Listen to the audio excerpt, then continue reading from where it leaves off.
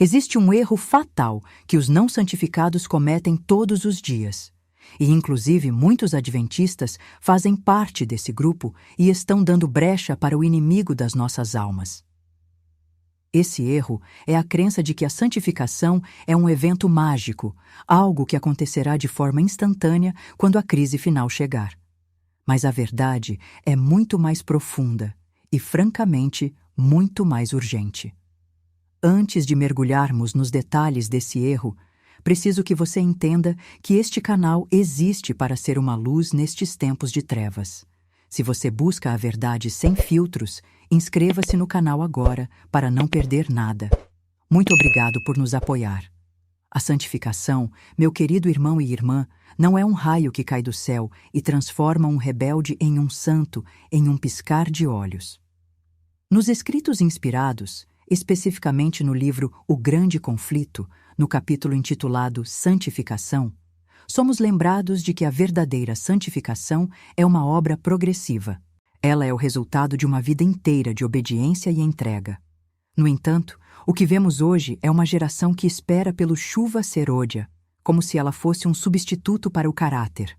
Eles pensam: agora eu posso viver de qualquer jeito, mas quando o Espírito Santo descer com poder, eu serei transformado. Esse é o erro fatal. A chuva serôdia não transforma o caráter. Ela apenas dá poder ao caráter que já foi formado no silêncio da comunhão diária. No livro Parábolas de Jesus, no capítulo que fala sobre as 10 virgens, a mensagem é clara. O óleo não pode ser comprado no último momento. O óleo representa o Espírito Santo agindo na transformação do caráter. E o caráter é o único tesouro que levaremos desta terra para a eternidade. Pense nisso. Cada pensamento que você nutre, cada palavra que você profere e cada pequena decisão que você toma hoje está esculpindo a estátua da sua alma para a eternidade. Se você não consegue vencer a tentação de uma pequena mentira hoje, como espera enfrentar o decreto de morte no tempo de angústia? A Bíblia diz em Hebreus 12, versículo 14: segui a paz com todos e a santificação, sem a qual ninguém verá o Senhor. Note que a santificação é algo a ser seguido, um caminho, uma jornada de passos constantes. Muitos adventistas e cristãos sinceros estão presos no que chamamos de justiça própria disfarçada de piedade. Eles cumprem regras, frequentam cultos, mas o coração continua sendo o trono do eu. Ellen White, no livro Caminho a Cristo, no capítulo intitulado Consagração, afirma que a entrega de si mesmo deve ser total. Deus não aceita um coração dividido. Ele não quer apenas uma parte do seu tempo ou uma porcentagem da sua vida. Ele quer a soberania absoluta sobre os seus afetos. E aqui reside o ponto crucial que muitos ignoram. A santificação está intrinsecamente ligada à saúde física e mental. Muitos de nós estamos obscurecendo nossa percepção espiritual através de hábitos alimentares errôneos e um estilo de vida que entorpece os sentidos. No livro A Ciência do Bom Viver, no capítulo O Preparo para a Crise Final, somos advertidos de que a intemperança diminui a capacidade moral de resistir à tentação. Como você pode discernir a voz mansa e delicada do Espírito Santo se a sua mente está saturada pelo ruído do mundo e pela gratificação sensorial constante? O processo de santificação é um reavivamento e uma reforma. Reavivamento é o despertar da vida espiritual, a renovação das faculdades da mente e do coração. Reforma é a mudança de hábitos, práticas e costumes. Um não existe sem o outro. Se você diz que é reavivado, mas sua vida continua cheia de práticas que a Bíblia condena, você está vivendo uma ilusão. Se você é um reformador rígido, mas não tem o amor de Cristo, você é apenas um sepulcro caiado. A verdadeira santificação une essas duas pontas. Ela é o caráter de Cristo reproduzido perfeitamente no seu povo. Mas por que isso é tão urgente agora? Porque estamos vivendo no tempo do juízo investigativo. No santuário celestial, os livros estão abertos, cada nome está sendo examinado. Em breve, muito em breve, o tempo da intercessão terminará. No livro Eventos Finais, no capítulo O Selamento, aprendemos que o selo de Deus não é colocado sobre um caráter que tenha manchas ou rugas. O selo é um sinal de aprovação divina, uma confirmação de que o caráter daquela pessoa é imutável em sua lealdade a Deus. Isso significa que, antes do fim do tempo da graça, o povo de Deus deve ter alcançado um estado de pureza tal que, mesmo quando o mediador se afastar, eles permaneçam firmes. Imagine o que significa viver sem um mediador. Significa que não haverá mais sangue para purificar novos pecados. O caráter terá que estar fixado. Se você ainda está lutando contra pecados conhecidos, se você ainda está acariciando ídolos secretos, o tempo de purificação é agora. Não amanhã, não na próxima semana, mas hoje. A santificação não é uma carga pesada. É a liberdade de ser o que Deus planejou que você fosse. É a paz que excede todo o entendimento. Mas para chegar lá, é necessário um estudo profundo da palavra. A Bíblia não é um livro de histórias. É o instrumento de santificação. Jesus orou em João 17, versículo 17. Santifica-os na tua verdade. A tua palavra é a verdade.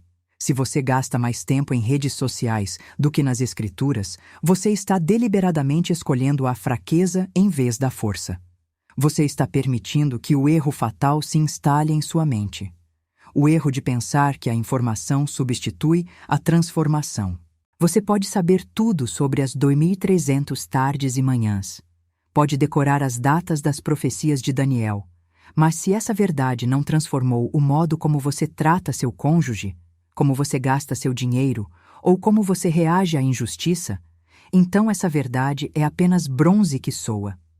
Deixe-me contar algo que será fundamental para o que discutiremos adiante. Existe uma diferença abismal entre a santificação genuína e a falsa santidade que muitos estão exibindo por aí. A falsa santidade é orgulhosa. Ela se vangloria de seus sacrifícios e olha com desprezo para os menos iluminados.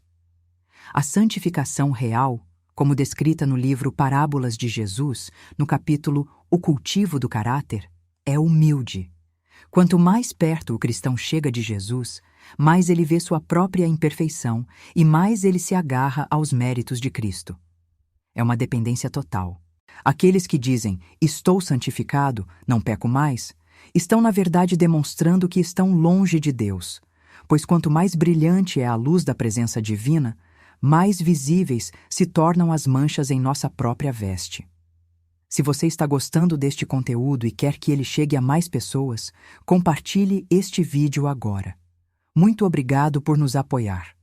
Vamos avançar para uma questão que muitos evitam: o papel da lei na santificação. Há quem ensine que a santificação é apenas um sentimento de amor.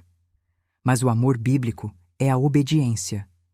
Em 1 João, capítulo 5, versículo 3, lemos: porque este é o amor de Deus, que guardemos os seus mandamentos, e os seus mandamentos não são pesados. A santificação genuína leva a uma harmonia perfeita com a lei de Deus, incluindo o 4º mandamento. O sábado não é apenas um dia de descanso, ele é um sinal de santificação. Êxodo 31, versículo 13, diz claramente que o sábado é um sinal entre Deus e o seu povo, para que saibamos que Ele é o Senhor que nos santifica.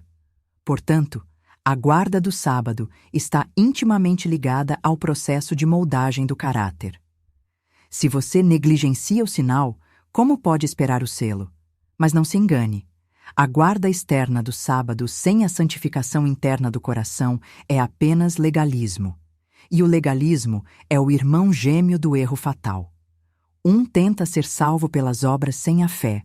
O outro tenta ser salvo pela fé sem as obras que essa fé naturalmente produz. Ambos caem no mesmo abismo.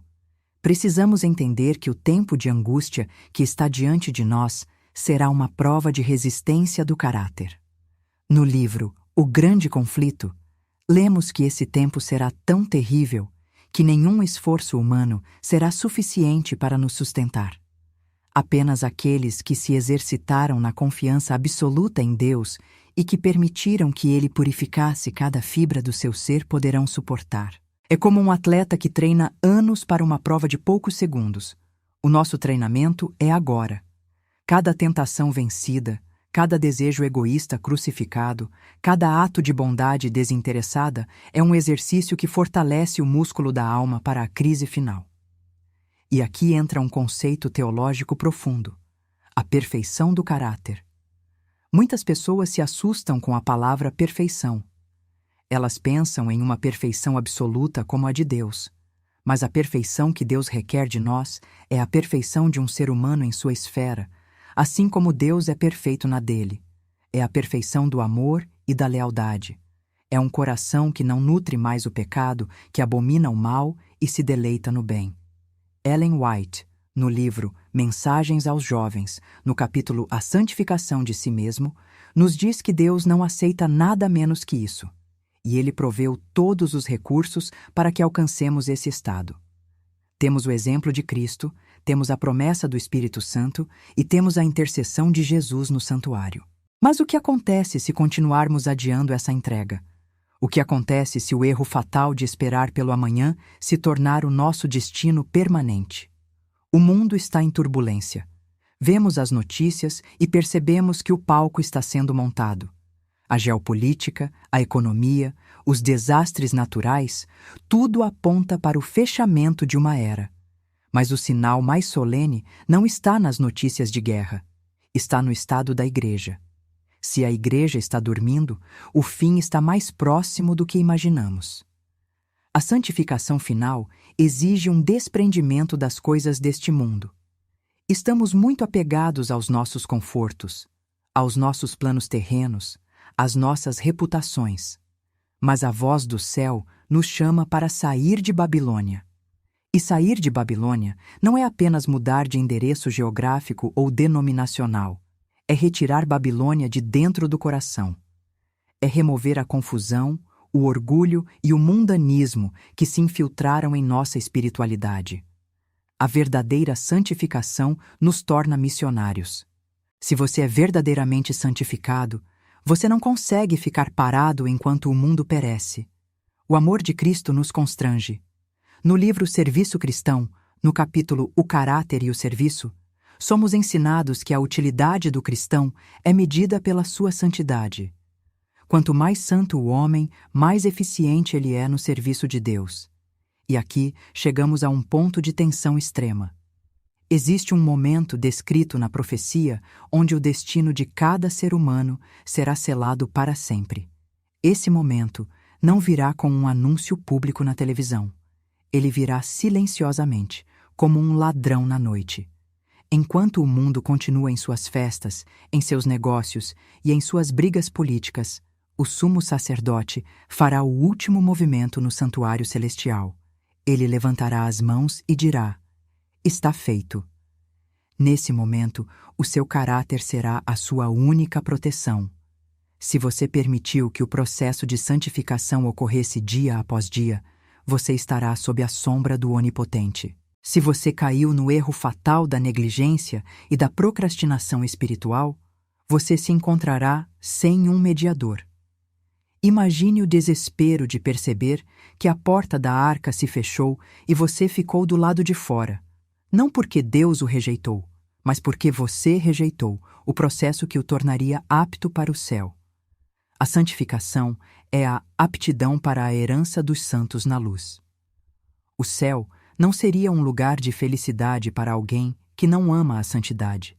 Se o pecado ainda é prazeroso para você, se a companhia de Deus é um fardo, o céu seria um tormento. Por isso, a santificação é, na verdade, um ato de misericórdia divina. Deus está preparando você para viver em sua presença, onde não há pecado, nem dor, nem sombras. Mas este preparo dói. É o processo de lapidação. O diamante bruto precisa ser cortado e polido para que sua beleza apareça. Nós somos esse diamante. E as provações da vida são as ferramentas de Deus. No livro O Desejado de Todas as Nações, no capítulo Não se turbe o vosso coração, vemos que as aflições deste tempo presente não são para nos destruir, mas para purificar o ouro da nossa fé. Se você está passando por provas difíceis hoje, não murmure. Pode ser que Deus esteja acelerando o seu processo de santificação, porque Ele sabe que o tempo está curto. Ele está removendo as impurezas, a escória do egoísmo, o orgulho da opinião própria. Ele está fazendo de você um vaso de honra. Mas há algo ainda mais profundo que precisamos discutir. Algo que muitos estudiosos da profecia deixam passar. A relação entre a santificação e a chuva seródia. Muitos estão orando pelo poder do Espírito Santo, mas o Espírito não pode ser derramado sobre um coração impuro. Seria como colocar um motor de jato em um carro de papelão. O carro seria destruído. Deus, em sua sabedoria, retém o poder até que o seu povo esteja pronto para usá-lo sem se destruir com o orgulho. A santificação precede o poder. Primeiro vem o altar, depois o fogo.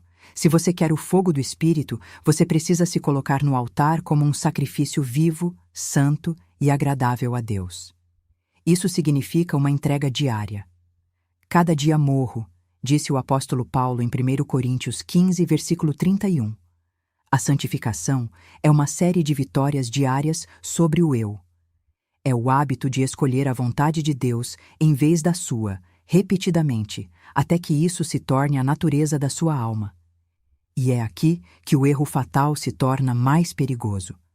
Muitos pensam que essas pequenas escolhas diárias não importam.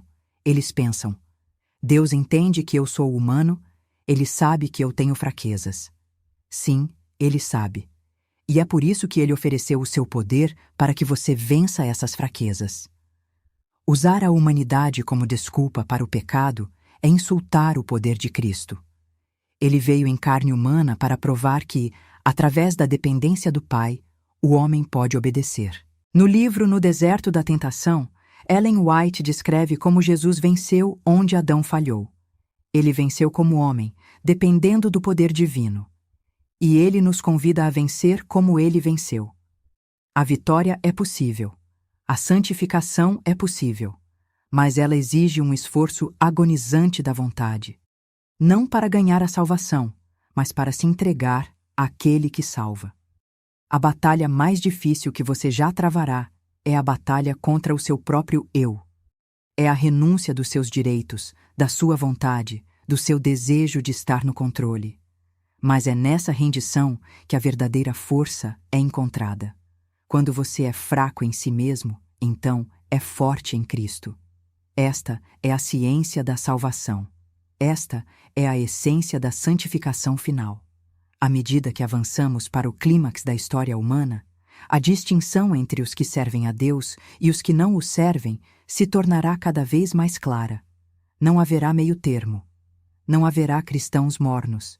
A mornidão de Laodiceia será vomitada da boca de Deus. Ou você será totalmente de Cristo, ou será totalmente do mundo.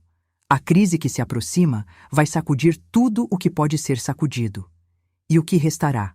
Apenas o que for santo. Apenas o que foi santificado pela verdade. Você percebe a gravidade do que estamos tratando aqui? Isso vai muito além de doutrinas e teorias. É sobre quem você é no escuro, quando ninguém está olhando. É sobre os seus pensamentos mais íntimos. É sobre a sua preparação para estar diante de um Deus que é fogo consumidor contra o pecado, mas amor infinito para com o pecador arrependido. O processo de santificação envolve também o testemunho missionário. Um povo santificado é um povo que transborda. No livro Atos dos Apóstolos, no capítulo O Dom do Espírito, vemos que o resultado da santificação dos discípulos foi a evangelização do mundo conhecido em uma geração. Se não estamos terminando a obra, é porque não estamos santificados como deveríamos. O erro fatal de muitos é pensar que a obra de Deus será terminada por grandes organizações ou tecnologias avançadas. Não. A obra de Deus será terminada por homens e mulheres que refletem a imagem de Jesus perfeitamente. Pessoas que amam a Deus mais do que a própria vida. Pessoas que não podem ser compradas nem vendidas.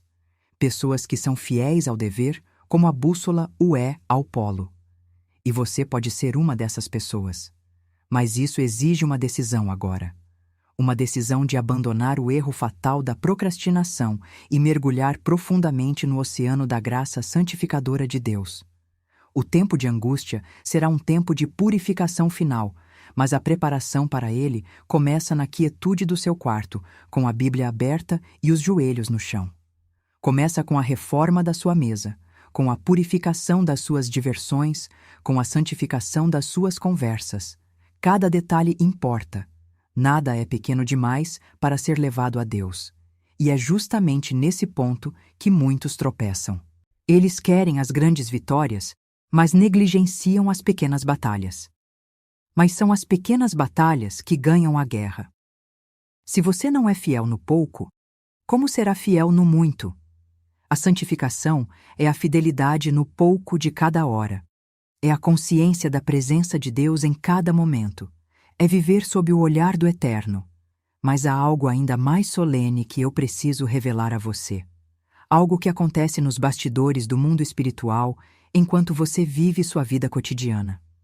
Existe uma disputa intensa por sua mente. O inimigo sabe que o tempo dele é curto, e ele está usando todas as distrações possíveis para impedir que você entre nesse processo de santificação.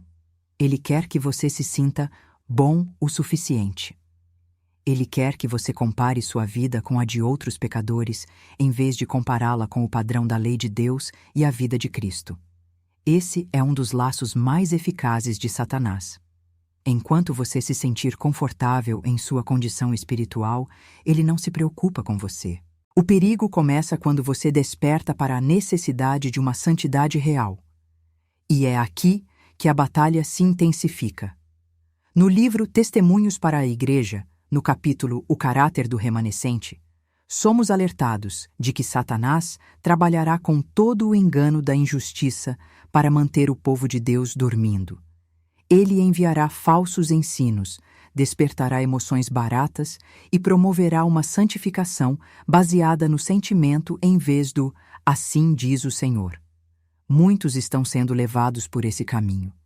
Eles sentem arrepios, eles têm experiências emocionais intensas e acham que isso é santificação. Mas a santificação bíblica é provada pela obediência, não pela emoção. Jesus disse: "Se me amais, guardareis os meus mandamentos".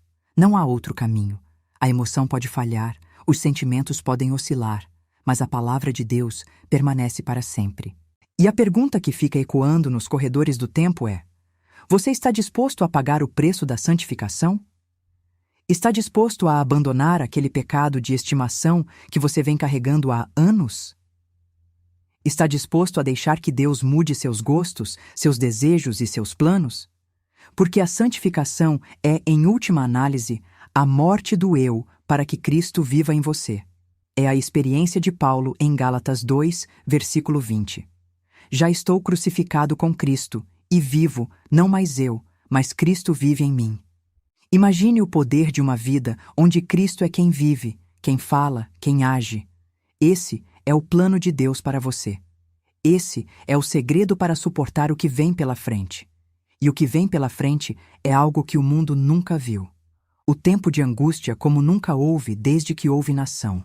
Muitos pensam que estão prontos, mas quando a pressão aumentar, quando o apoio humano falhar, quando a economia colapsar e o mundo inteiro se voltar contra aqueles que guardam os mandamentos de Deus, onde estará a sua força?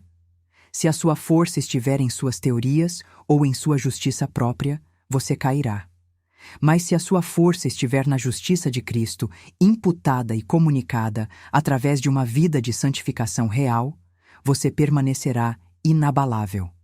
O processo de santificação é diário, é contínuo, e ele se torna mais intenso à medida que nos aproximamos do fim. Não há lugar para descanso na jornada cristã. Não há um ponto onde possamos dizer: cheguei, não preciso mais crescer. Até que Jesus venha nas nuvens do céu, nossa oração deve ser: mais de ti, Senhor, e menos de mim. Mais pureza, mais amor, mais fidelidade. E é aqui que o erro fatal atinge o seu ponto mais perigoso. Existe uma ideia circulando de que no fim, Deus vai simplesmente cobrir nossa falta de caráter com a sua graça, sem que tenhamos passado pelo processo de transformação.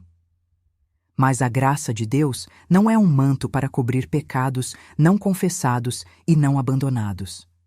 A graça é o poder que nos capacita a abandonar o pecado. No livro O Grande Conflito, no capítulo A Face do Juízo, fica claro que todos os que desejam que seu nome permaneça no livro da vida devem, agora, enquanto ainda há tempo, afligir suas almas diante de Deus em verdadeiro arrependimento e confissão humilde. Deve haver um exame de coração profundo e sincero. O espírito leviano e fútil que muitos cristãos professos nutrem deve ser abandonado. Há uma obra séria diante de todos os que desejam vencer as tendências para o mal que lutam pela supremacia. O processo de preparação não é algo que possa ser feito às pressas. A santidade não é o resultado de uma resolução de última hora. É o fruto de uma vida cultivada no jardim da comunhão com Deus. É por isso que o selamento é tão decisivo. O anjo com o tinteiro de escrivão passa pelo meio do povo de Deus para colocar o sinal naqueles que suspiram e gemem por causa das abominações que se cometem no meio da terra, conforme Ezequiel 9, versículo 4. Você suspira e geme pela condição do seu próprio coração e pelo estado do mundo? Ou você está confortável com o pecado ao seu redor? A santificação muda a sua sensibilidade ao pecado. O que antes parecia inofensivo, agora se torna repugnante. O que antes era atraente, agora perde o seu brilho diante da glória de Cristo. E esse processo deve chegar ao seu ponto máximo agora, porque o tempo está se esgotando. O relógio profético não para, e enquanto o mundo se prepara para a sua falsa unidade sob o poder da besta, o povo de Deus deve estar se preparando para a sua unidade real sob o poder do Espírito Santo. Mas essa unidade só é possível através da santificação individual. Não podemos ser um corpo santo se os membros são impuros. Por isso, o chamado hoje é individual. Deus está chamando você. Ele não está chamando a sua igreja como um todo. Ele não está chamando a sua família. Ele está chamando a você, no íntimo da sua alma. Você aceita o processo? Você aceita a lapidação? Você aceita o fim do erro fatal na sua vida? Lembre-se, a santificação final é o desenvolvimento de um caráter que ama a Deus e sua lei acima de tudo. É estar preparado física e espiritualmente para a segunda vinda através de uma união diária com Cristo. É ter a mente de Cristo. É ver o mundo através dos olhos dele. É sentir a dor dele pelos perdidos. É ter a coragem dele para enfrentar o erro. E isso nos leva a uma questão que poucos têm coragem de enfrentar, mas que é a chave para tudo o que discutiremos na parte 2. Se a santificação é tão essencial, por que tantos estão falhando nela? Por que o erro fatal é tão atraente para a mente humana? A resposta está em algo que acontece no momento exato em que a porta da graça se fecha. Algo que quase ninguém comenta, mas que mudará completamente a sua percepção sobre o tempo que nos resta. Você já se perguntou o que acontece com a alma humana no exato instante em que Jesus deixa o santuário? O que acontece com aqueles que achavam que estavam prontos, mas que descobrirão tarde demais que construíram sobre a areia?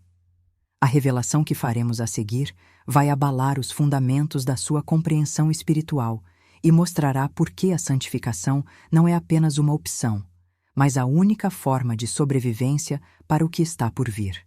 O mistério da santificação completa e o evento que mudará a história do universo estão mais próximos do que você imagina. E a pergunta que não quer calar, a pergunta que você deve levar para o seu travesseiro hoje à noite é: se o clamor "Eis que vem o noivo" soasse agora, você teria óleo suficiente ou descobriria que o seu erro fatal foi acreditar que o tempo era seu aliado, quando na verdade ele era o seu juiz mais implacável? O tempo, esse rio silencioso e constante, não perdoa a negligência. Ele flui independentemente de nossas desculpas, de nossas boas intenções não realizadas ou de nossos planos para um amanhã que nunca nos foi prometido. A parábola das 10 virgens, registrada em Mateus, capítulo 25, versículos 1 ao 13. Não é apenas uma história sobre um casamento antigo. é um raio-x da alma humana diante da eternidade. Quando olhamos para a distinção entre as prudentes e as nécias, percebemos que a diferença não estava na aparência externa. Todas as 10 eram virgens, o que na linguagem profética simboliza uma fé pura, um povo que professa uma doutrina correta. Todas tinham lâmpadas, representando a palavra de Deus, conforme diz o salmista em Salmos, capítulo 119, versículo 105. Todas saíram ao encontro do noivo, todas inclusive dormiram quando ele tardou. A diferença crucial, o divisor de águas entre a salvação e a perdição, estava em algo invisível aos olhos humanos até que a crise final chegasse: o óleo de reserva. Este óleo, como Ellen White explica em sua obra Parábolas de Jesus e no capítulo intitulado As 10 Virgens, representa o Espírito Santo agindo no coração para transformar o caráter. O caráter não pode ser transferido. No momento do clamor da meia-noite, as nécias tentaram pegar emprestado o que só pode ser cultivado na intimidade individual com o Criador. Elas descobriram, da maneira mais dolorosa possível, que a religião de segunda mão não sustenta ninguém na hora da angústia. O óleo não é um sentimento passageiro ou um arrebatamento emocional. É a presença constante do Espírito que molda a vontade, purifica os motivos e prepara a mente para a atmosfera do céu. Ao analisarmos o contexto arqueológico e histórico das lâmpadas herodianas do primeiro século, percebemos que eram pequenos objetos de argila com um reservatório limitado. Elas exigiam atenção constante.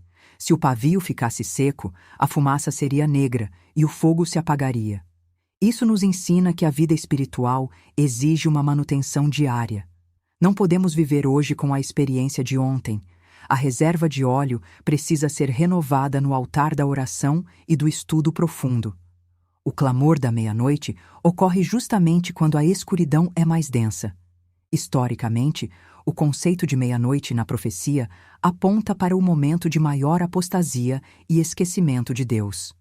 Em O Grande Conflito, no capítulo O Juízo Investigativo, Ellen White nos alerta que estamos vivendo no grande dia da expiação antitípico. Assim como o sumo sacerdote no santuário terrestre entrava no lugar santíssimo uma vez por ano para purificar o santuário, Jesus, nosso sumo sacerdote, iniciou em 1844 a fase final de seu ministério no santuário celestial. A evidência teológica para isso está em Daniel, capítulo 8, versículo 14, que fala sobre as 2.300 tardes e manhãs. Se estudarmos o decreto de Artaxerxes Longimano em 457 a.C., conforme registrado em Esdras, capítulo 7, vemos a precisão matemática de Deus. A profecia não falha. E se a profecia sobre o tempo do fim é exata, a advertência sobre o fechamento da porta da graça também o é. Muitos acreditam que a porta da misericórdia ficará aberta para sempre, mas a história de Noé nos ensina o contrário. Em Gênesis, capítulo 7, versículo 16, lemos que após Noé e sua família entrarem, o próprio Senhor fechou a porta. Houve um período de 7 dias em que a porta estava fechada, mas o sol ainda brilhava e a vida parecia normal. Aqueles que estavam do lado de fora não sabiam que seu destino já estava selado.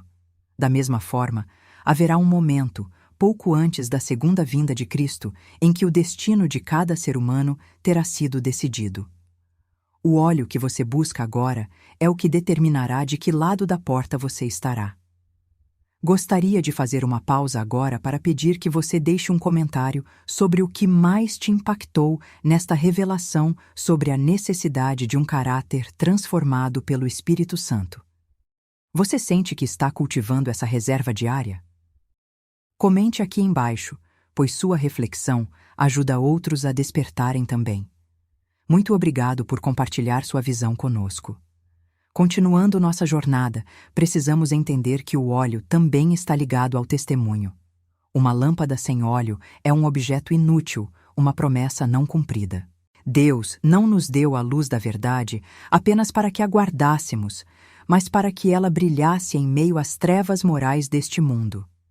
Em Apocalipse, capítulo 14, versículos 6 ao 12, encontramos as mensagens dos 3 anjos, que são o último convite de Deus à humanidade. A primeira mensagem nos chama a temer a Deus e dar-lhe glória, pois é chegada a hora do seu juízo. Este juízo não é algo a ser temido por aqueles que têm o óleo da justiça de Cristo em suas vidas. É, na verdade, a vindicação dos santos. Arqueologicamente, o sistema de sacrifícios do Antigo Testamento, detalhado em Levítico, capítulo 16, prefigurava essa purificação final. O sangue do Cordeiro era a única garantia de perdão. Hoje, o sangue de Jesus é a nossa única segurança. Mas o sangue que perdoa é o mesmo que capacita para a obediência. Ellen White escreve em O Grande Conflito, no capítulo O Povo de Deus Libertado, que no tempo de angústia, o povo de Deus terá uma fé que não desfalecerá sob a prova. Essa fé é o resultado de anos de comunhão silenciosa e de escolhas feitas em favor do certo, mesmo quando ninguém estava olhando. O erro de muitos é esperar que uma crise futura produza neles a força que eles não cultivam no presente. A crise não cria o caráter, ela apenas o revela. Se não somos fiéis nas pequenas coisas, nas decisões diárias, sobre o que assistimos, o que lemos e como tratamos o próximo, como seremos fiéis quando a nossa vida estiver em jogo? A geologia e a arqueologia bíblica nos mostram as ruínas de civilizações que ignoraram os avisos divinos. Pompeia foi soterrada enquanto seus habitantes se entregavam ao prazer, ignorando os sinais do Vesúvio. O mundo antediluviano foi varrido enquanto zombavam de um velho construtor de barcos. Nós não podemos cometer o mesmo erro. A evidência de que a Bíblia é a palavra inspirada de Deus é esmagadora. Desde a precisão das profecias de Daniel sobre os impérios mundiais até as descobertas dos manuscritos do Mar Morto, tudo aponta para uma verdade central. Deus cumpre sua palavra, e ele disse que voltará. O atraso do noivo na parábola serve para testar a nossa perseverança. Em 2 Pedro, capítulo 3, versículo 9, o apóstolo nos lembra que o Senhor não retarda sua promessa, mas é longânimo para conosco, não querendo que nenhum pereça. O tempo extra que temos agora não é um convite à indolência, mas uma oportunidade de arrependimento profundo. É o tempo de buscar o óleo, a chuva serôdia, que é o derramamento final do Espírito Santo para concluir a obra de pregação do Evangelho, só cairá sobre aqueles que foram purificados pela chuva temporã. Em Atos dos Apóstolos, no capítulo O Pentecostes, Ellen White descreve como os discípulos se prepararam para o recebimento do poder. Eles confessaram seus pecados, removeram suas divergências e se uniram em oração. Hoje, o chamado é o mesmo. Precisamos de um reavivamento e de uma reforma. Reavivamento é o retorno à vida espiritual, e reforma é a mudança de hábitos e práticas que impedem a luz de brilhar. O mundo está em agitação. Vemos o cumprimento de Lucas, capítulo 21, versículos 25 e 26, onde as nações estão em angústia e os homens desmaiam de terror pela expectativa das coisas que sobrevirão ao mundo. Mas para o Filho de Deus que tem o óleo, este é o momento de erguer a cabeça, pois a redenção está próxima. A esperança prática que as profecias nos trazem é que não estamos à deriva. Existe um capitão ao leme, existe um plano sendo executado. A arqueologia do santuário nos mostra que cada detalhe, desde o altar do sacrifício até a Arca da Aliança, aponta para o plano da salvação. No lugar santíssimo do santuário celestial, a lei de Deus ainda permanece como o padrão de justiça. Em Tiago, capítulo 2, versículo 12, somos instruídos a falar e agir como quem há de ser julgado pela lei da liberdade. Essa lei, os 10 mandamentos, não foi abolida. Ela é o reflexo do caráter de Deus. E o Espírito Santo, o óleo da nossa parábola, escreve essa lei em nossos corações, conforme a promessa da nova aliança em Hebreus, capítulo 8, versículo 10. Quando a lei e o amor se fundem no coração do crente, o brilho da lâmpada se torna irresistível. As pessoas ao nosso redor precisam ver esse brilho. Elas precisam encontrar em nós a paz que excede todo o entendimento. Ellen White, em Testemunhos para a Igreja, no capítulo O Selo de Deus, explica que o selamento é um assentamento na verdade, tanto intelectual quanto espiritualmente, de modo que o povo de Deus não possa ser movido. Este selamento é o que nos protegerá quando os 4 ventos da terra forem soltos. Imagine a cena: o céu se abrindo, a glória de Deus iluminando cada canto do planeta, e 2 grupos de pessoas reagindo de formas opostas. Um grupo clama para que as rochas e montanhas caiam sobre eles, pois não suportam a presença do Cordeiro. O outro grupo exclama: Eis que este é o nosso Deus, a quem aguardávamos, e ele nos salvará, como profetizado em Isaías, capítulo 25, versículo 9. A diferença entre esses 2 grupos foi decidida no tempo do óleo, no tempo da preparação silenciosa. Não espere pelas leis dominicais ou por uma crise global óbvia para começar a buscar a Deus. Busque-o agora, enquanto ele se deixa achar.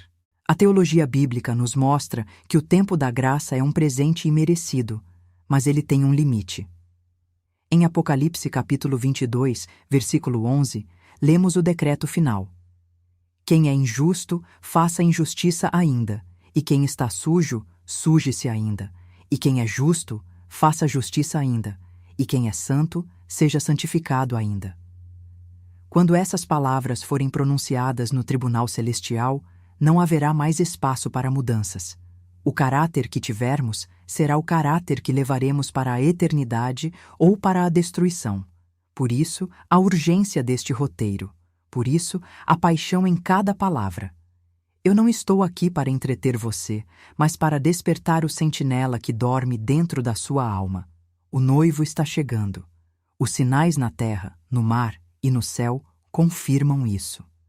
A ciência moderna, com suas descobertas sobre a complexidade da vida, aponta para um designer inteligente que em breve reivindicará sua criação.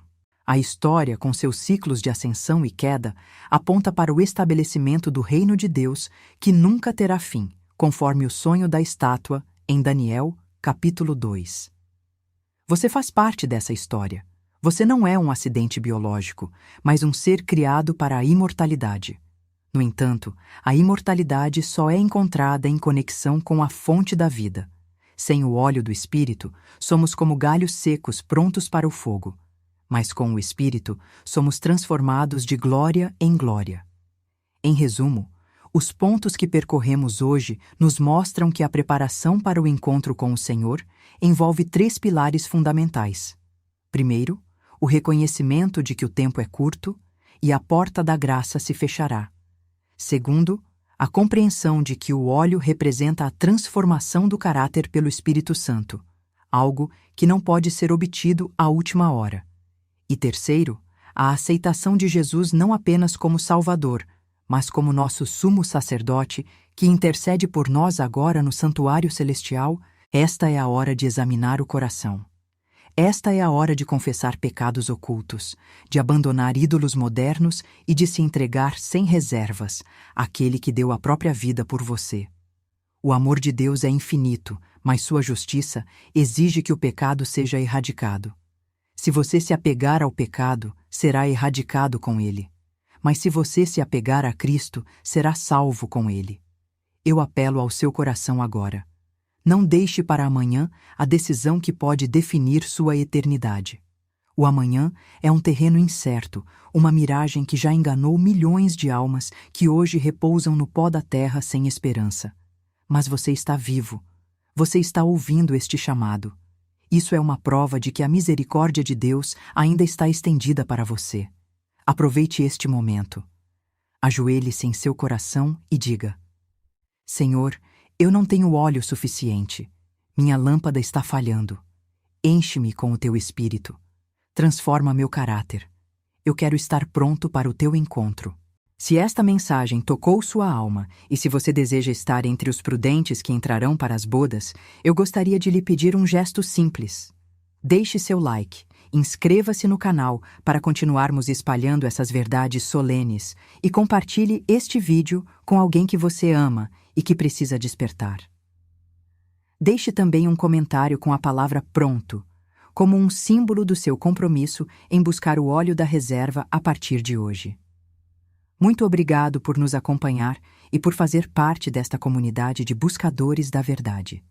Gratidão sincera por cada segundo da sua atenção. Agora, deixo você com uma pergunta que ecoará além deste vídeo.